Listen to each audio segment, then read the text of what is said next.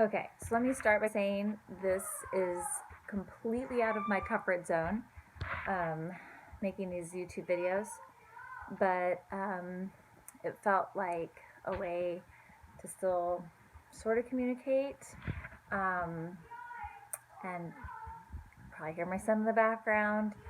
So it works for me too in the context of this new normal we're living in for the next few weeks. Okay, so the first PowerPoint that I want to just give you a context for is the Slavery by the Dates PowerPoint. What I'm trying to get you to think about here with this before you watch the film that we would have watched in class anyway is how long slavery lasts. Like, we usually talk about the end of slavery, we think about emancipation, and we often forget that it was like most of our history. So, I shouldn't say most of our history, but longer than most of us think about. So I have on here a handful of dates, and it looks like some kind of story problems. The first date on there is 1619, and this is the date when John Rolfe, who was the man that married Pocahontas, the guy that also figured out, probably along with Pocahontas, that tobacco would grow. It's John Rolfe, Rolfe. Yeah.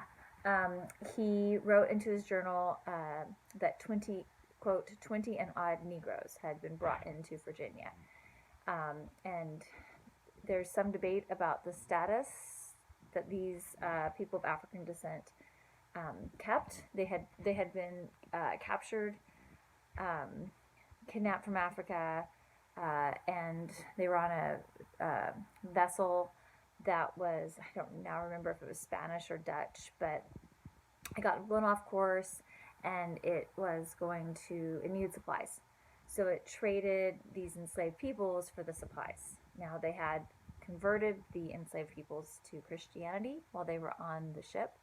And so when the ship landed here, the English law said that enslaved people could not be Christian. So again, some debate, but perhaps these people did not remain slaves. They, in fact, became servants. So if we want to date slavery from 1619, the 13th Amendment abolishes it in 1865, and we'll talk about that one of our last lectures, which hopefully we'll get to do in person. That would mean that we have 246 years of slavery. Now, if we date slavery at the start of slavery in 1640, which you're going to see the reason for that in the film, a man named John Punch, person of African descent, he runs away with two other indentured servants who are of European descent. John Punch gets, when they're caught, John Punch gets sentenced for his natural life, and the other two men just get additional time. So clearly something's happening here. There's a shift. And so again, according to the PowerPoint here, if we date slavery from 1640, we are a society that has slavery for 225 years.